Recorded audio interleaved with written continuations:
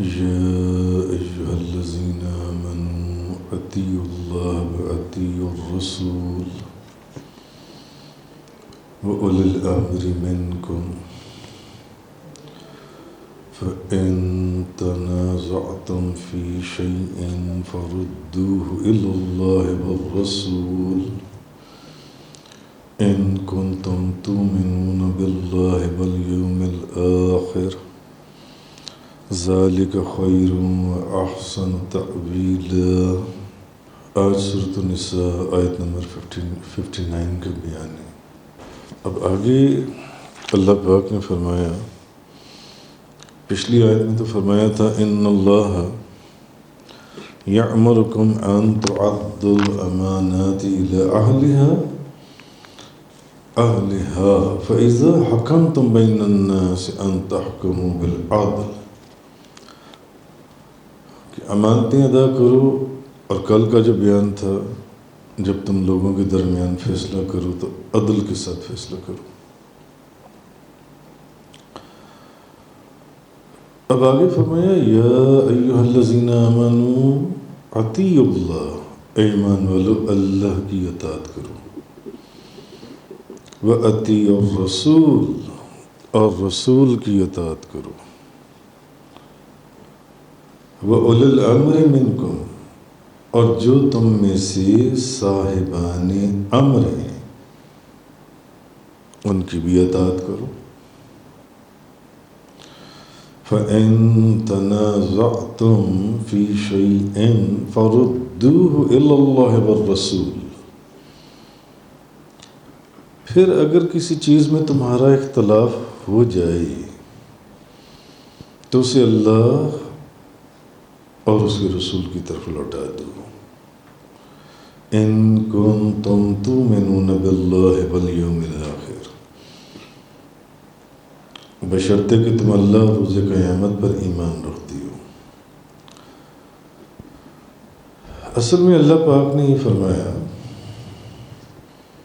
ایمان والوں کو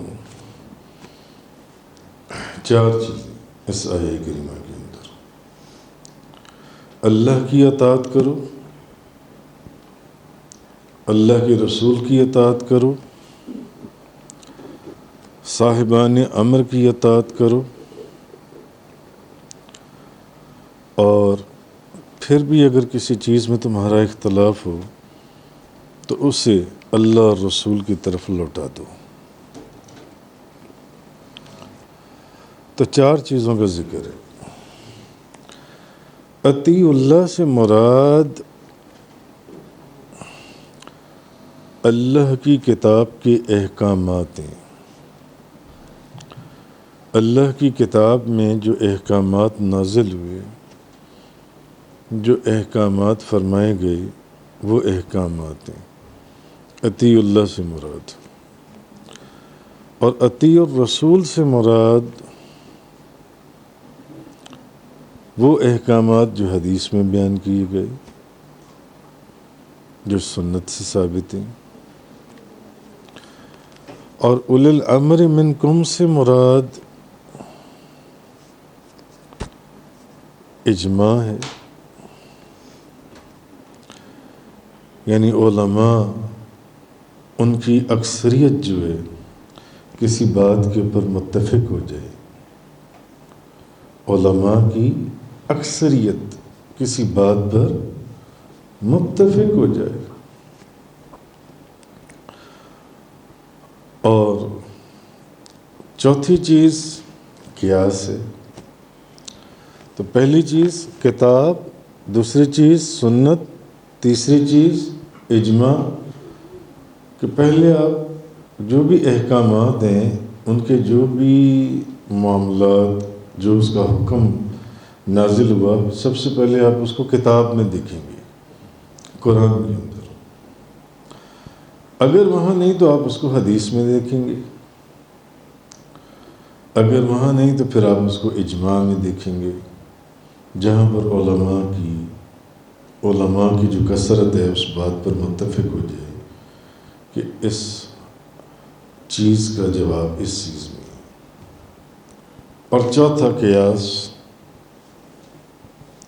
یعنی جس چیز کی کتاب میں بھی وضاحت نہ ہو اور سنت میں بھی وضاحت نہ ہو، تو اصل کتاب اور حدیث سے اس چیز کو خود سے مستنبت کر کے کتاب اور سنت کی طرف لوٹا دو، تو اس پر بھی وہی حکم ہے۔ تو 4 ماخذ ہیں یا اصول ہیں شریعت کے، جن سے کتاب، سنت، اجماع اور قیاس۔ کل آپ کو یاد ہوگا کہ کل عدل کے بیان کے اندر نبی کریم صلی اللہ علیہ وسلم کی میں نے ایک حدیث آپ کو سنائی تھی کہ نبی کریم صلی اللہ علیہ وسلم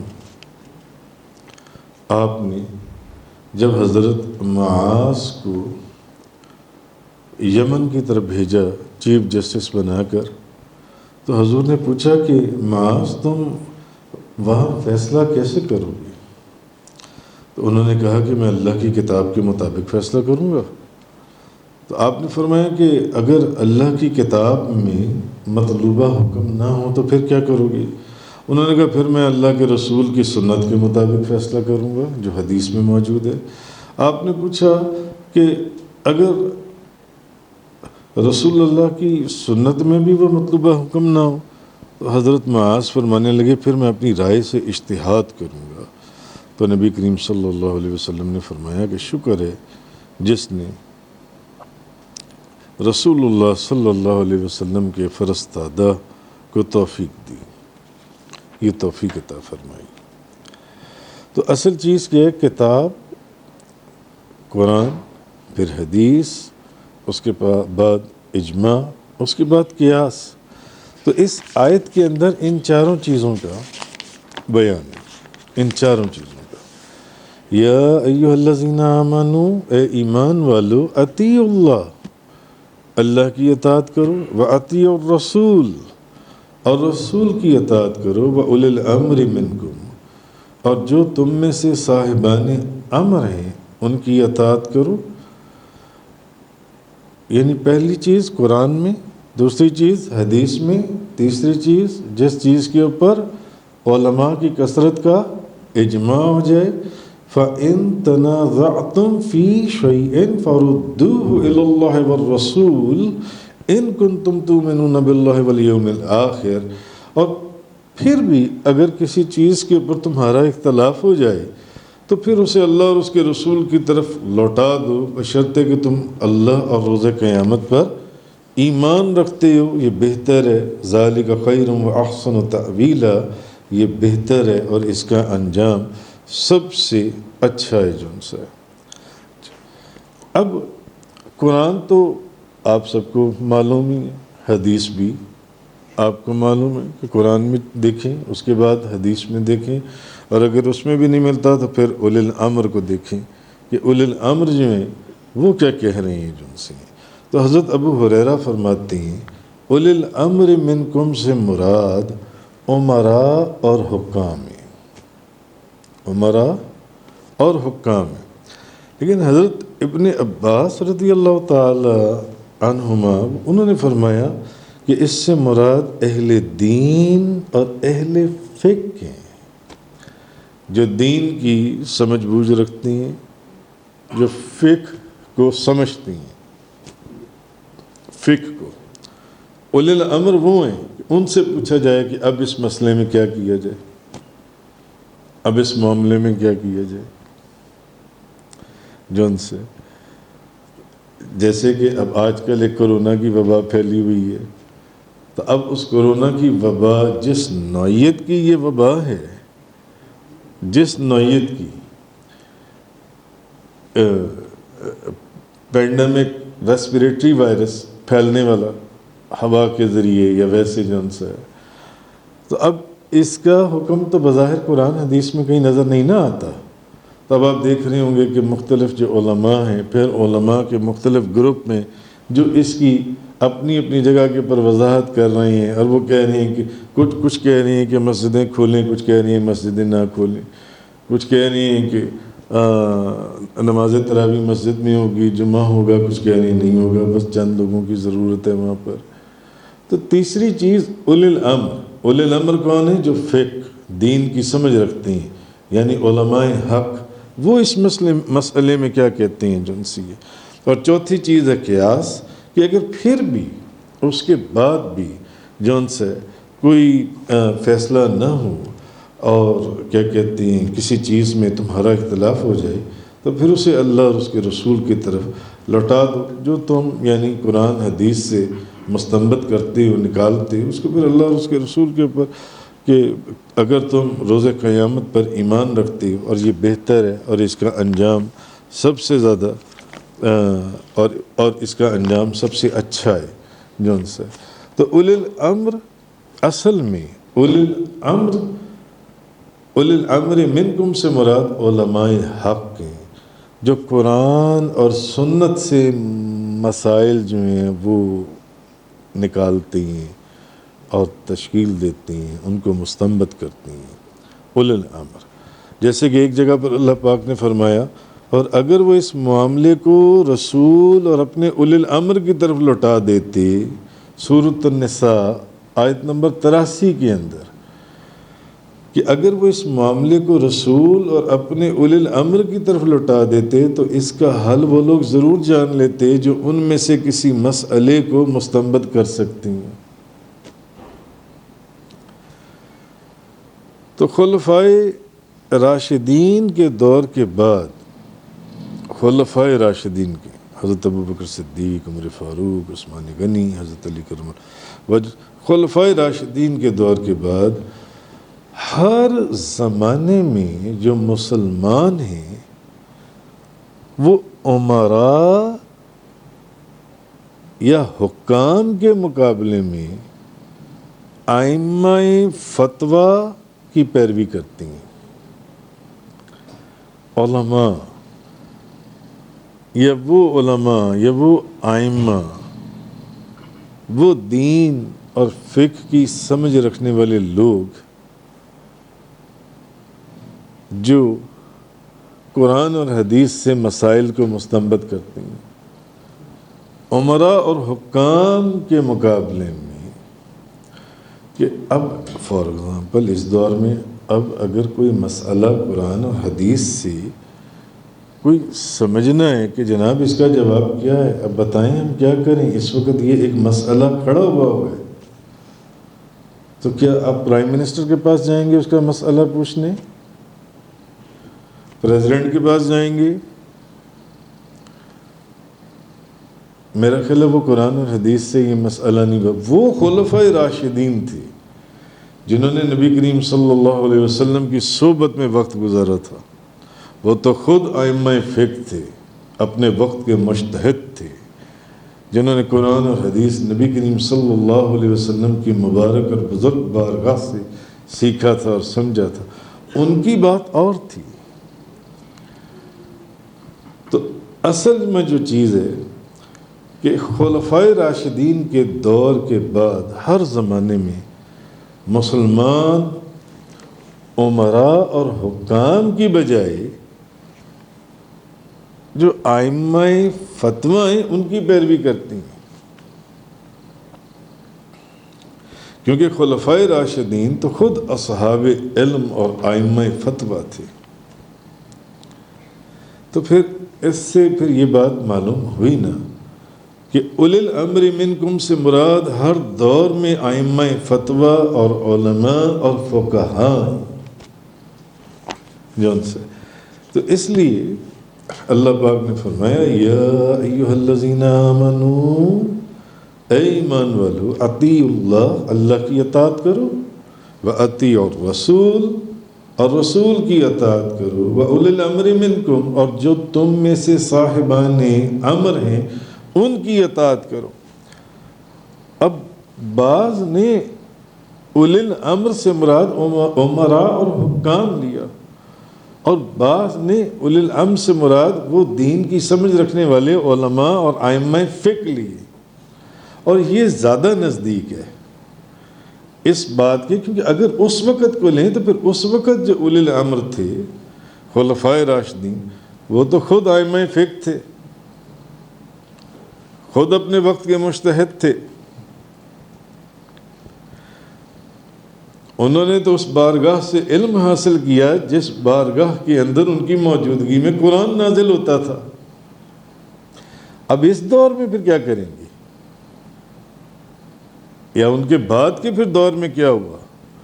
پھر اب اولی الامر جون سے یہ اب کسی مسئلے قرآن اور حدیث سے جب کوئی مسئلہ سمجھنا ہوگا تو اس کے لیے آپ پرائم منسٹر، گورنر، پریزیڈنٹ کے پاس نہیں جائیں گے، آپ علماء کی طرف رجوع کریں گے جو دین کی سمجھ اور فقہ کی سمجھ رکھتے ہیں، جو ان کی طرف آپ رجوع کریں گے.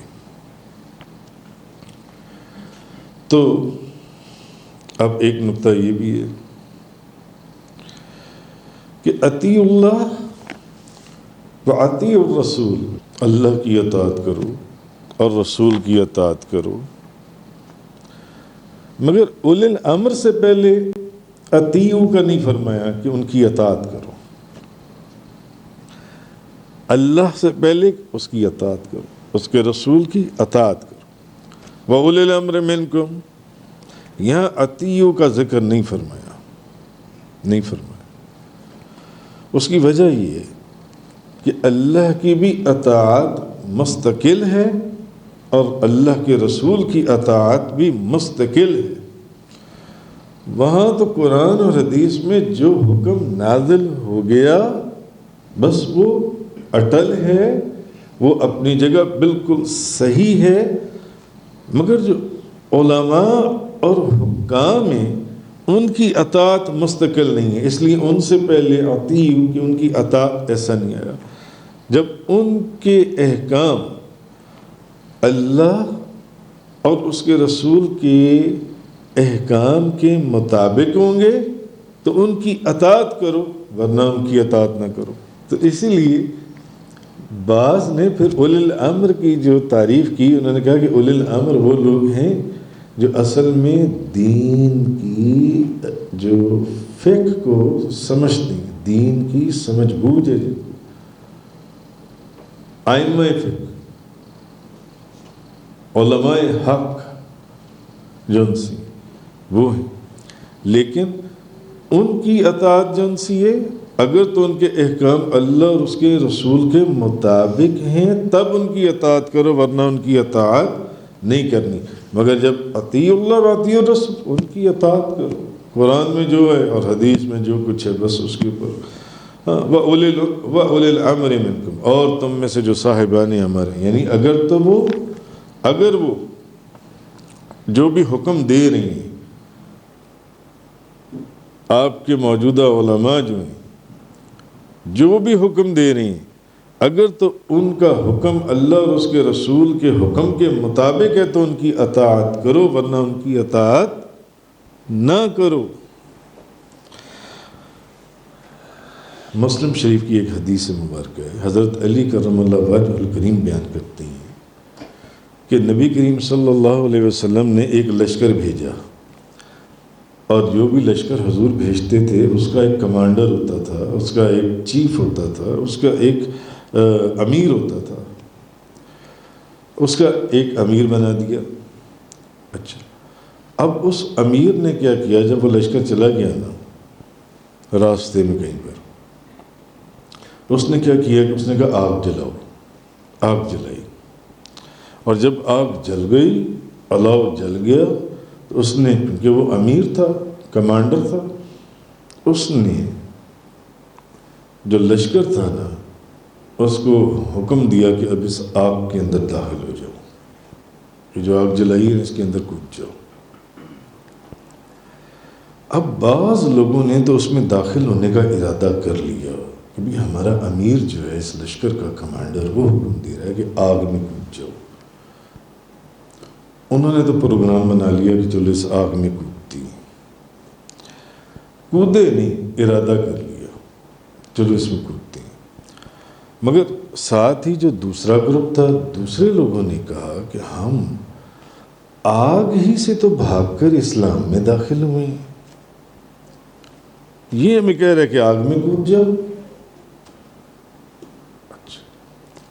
بعد میں جب نبی کریم صلی اللہ علیہ وسلم سے اس چیز کا ذکر کیا گیا تو جن لوگوں نے یہ ارادہ کیا تھا کہ چلو ہمارا امیر ہے نا کہہ رہے آگ میں کود جاؤ، تو ان لوگوں کو نبی کریم صلی اللہ علیہ وسلم نے مخاطب ہو کر کہا جن لوگوں نے آگ میں داخل ہونے کا ارادہ کیا تھا کود جاؤ.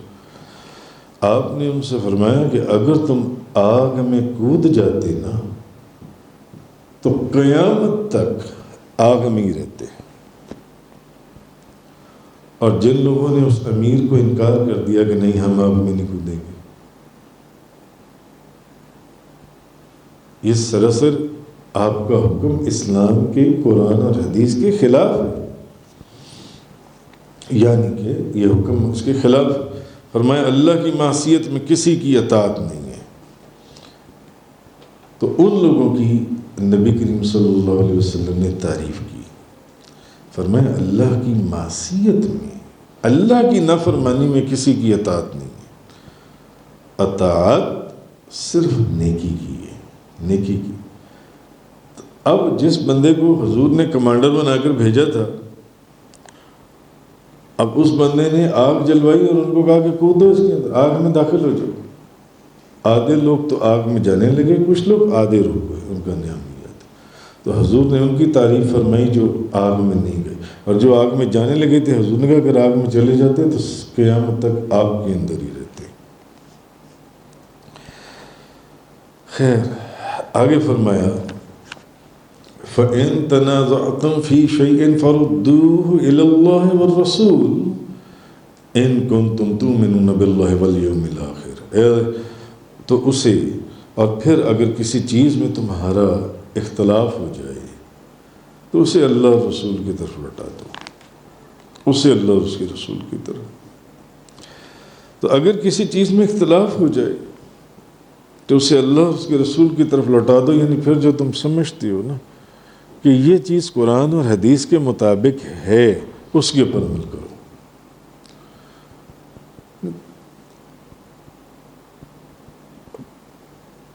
کچھ علماء کچھ کہہ رہی ہیں، کچھ ائمہ کچھ کہہ رہی ہیں، کچھ علماء کچھ کہہ رہی ہیں جو دین کی سمجھ رکھتے ہیں. تو پھر تم اس کو اللہ اور اس کے رسول کی طرف، جو تم سمجھتے ہو نا کہ اس میں جو چیز حق کے اوپر ہے. تو اصل میں اس میں وضاحت یہ ہے کہ اللہ اور رسول کے ارشادات جو ہیں یہ باقی تمام لوگوں پر مقدم ہے، تمام لوگوں کے اوپر مقدم ہے. اور آپ کو یاد ہوگا کہ میں ایک دفعہ پہلے بھی حضرت یہ تیمم کے متعلق آپ لوگوں کو اسی بیان کے اندر بتا چکا ہوں کہ حضرت عمر فاروق اور حضرت عبداللہ بن مسعود رضی اللہ تعالیٰ عنہ کہ وہ جنوبی کے لیے جو ہے وہ تیمم جو ان سے اس سے منع کرتے تھے کہ جو بندہ جنوبی ہو جائے وہ تیمم نہیں کر سکتا، اس کو غسل ہی کرنا پڑے گا. مگر تمام صحابہ کرام، تابعین، تبع تابعین، مجتہدین، اسلام میں جتنے مجتہد ہوئے انہوں نے حضرت عمر فاروق، حضرت عمر فاروق کس مرتبے کے صحابی، یا حضرت عبداللہ بن مسعود کس مرتبے کے صحابی، ان کے قول کو نہیں مانا اور نہ انہوں نے قبول کیے. کیوں؟ انہوں نے کہا نہیں، صحیح حدیث میں اس کا حکم کچھ اور ہے، نبی کریم صلی اللہ علیہ وسلم نے اجازت دی ہے. اس کی بڑی تفصیل میں نے آپ لوگوں کے سامنے بیان کی تھی تیمم کے بیان میں. اچھا، اسی طرح بخاری شریف کے اندر ایک روایت ہے کہ حضرت ابن عباس رضی اللہ تعالیٰ عنہما بیان کرتے ہیں کہ جب حضرت عمر فاروق زخمی ہو گئے تو حضرت صہیب روتے بھی آئے، کہنے لگے ہائے میرے بھائی، ہائے میرے بھائی. حضرت رو رہے تھے، حضرت عمر فاروق زخمی ہو چکے تھے. حضرت صہیب نے دیکھا تو دل بھر آیا، رونا شروع ہو گیا، ہائے رو رہے، ہائے میرے، ہائے ہائے رو رہی. حضرت عمر نے فرمایا اے صہیب تم مجھ پر رو رہی ہو، حالانکہ اللہ کے رسول نے فرمایا میت کے گھر والوں کے رونے سے میت کو عذاب ہوتا ہے.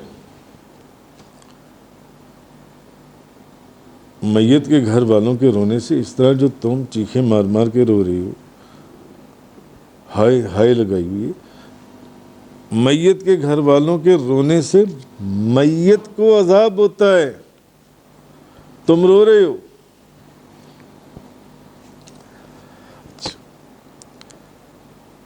اب جب حضرت عائشہ صدیقہ طیبہ طاہرہ زاہدہ عابدہ رضی اللہ تعالی عنہا، اب ان کے سامنے جب حضرت عمر فاروق کا یہ قول بیان کیا گیا نا، تو حضرت عائشہ صدیقہ رضی اللہ تعالی عنہا نے فرمایا اللہ عمر کے اوپر رحم کرے، اللہ عمر کے اوپر رحم کرے. خدا کی قسم اللہ کے رسول نے یہ نہیں فرمایا کہ گھر والوں کے رونے سے میت کو عذاب ہوتا ہے. اور تمہارے لیے قرآن مجید کی یہ آیت کافی ہے وَلَا تَزِرُ وَازِرَةٌ وِزْرَ أُخْرَىٰ، کوئی بوجھ اٹھانے والا دوسرے کا بوجھ نہیں اٹھائے گا. کوئی بوجھ اٹھانے والا دوسرے کا بوجھ نہیں اٹھائے گا. جب یہ بات بی بی عائشہ صدیقہ کو پتہ چلی کہ اس طرح حضرت عمر فاروق نے فرمایا کہ اللہ کے رسول نے فرمایا میت کے گھر والوں کے رونے کی وجہ سے، میت کے گھر والوں کے رونے سے میت کو عذاب ہوتا ہے، تو انہوں نے بی بی عائشہ نے قرآن کی یہ آیت پڑھی. انہوں نے فرمایا کوئی بوجھ اٹھانے والا دوسرے کا بوجھ نہیں اٹھائے گا.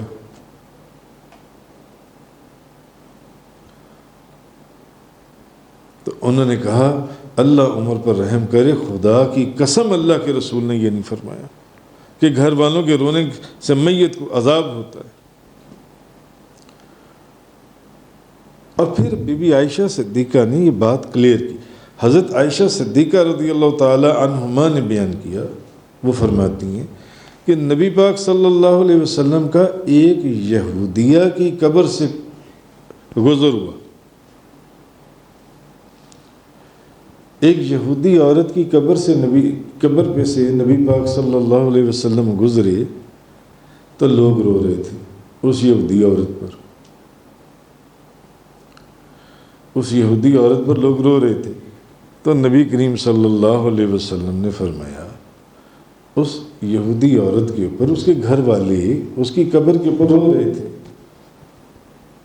تو حضور نے فرمایا کہ یہ اس پر رو رہی ہیں،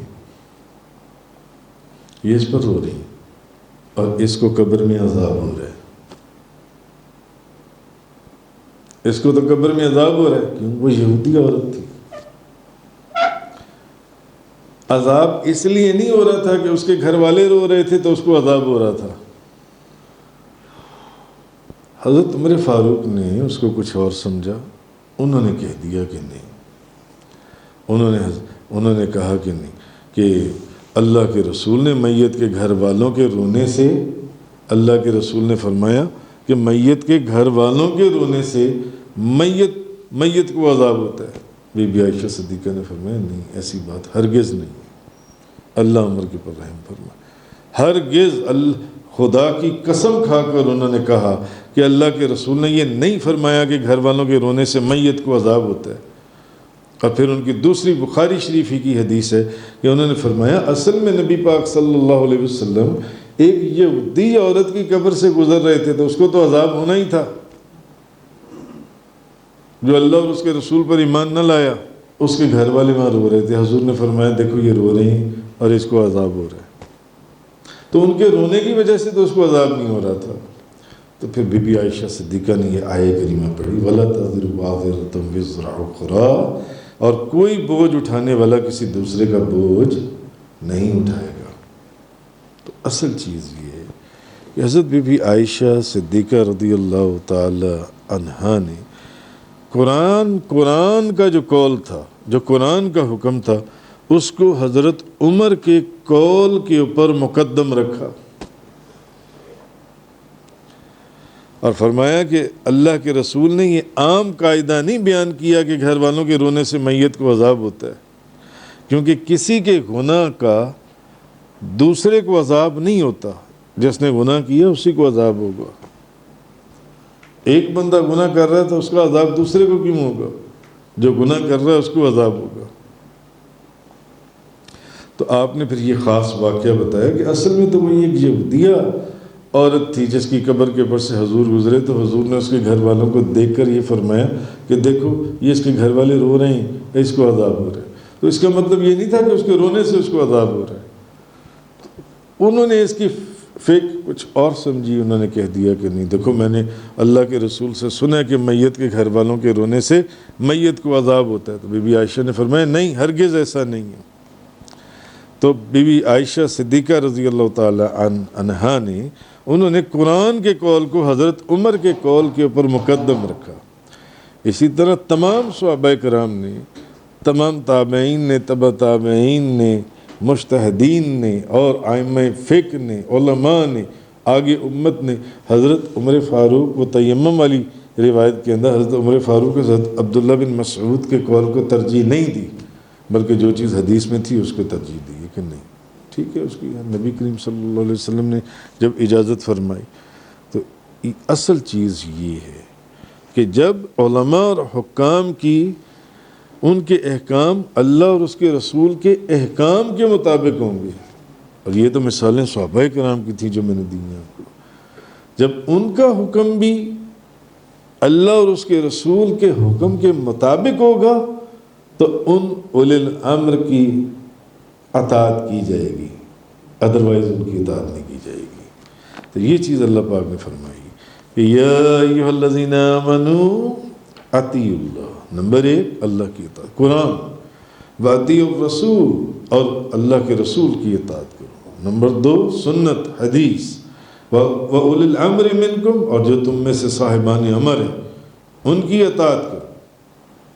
جس بات پر علماء متفق ہو جائے فَإِن تَنَازَعْتُمْ فِي شَيْءٍ فَرُدُّوهُ إِلَى اللَّهِ وَالرَّسُولِ، اور پھر بھی کسی بات میں اگر اختلاف ہو جائے تو پھر اسے اللہ اور اس کے رسول کی طرف لوٹا دو۔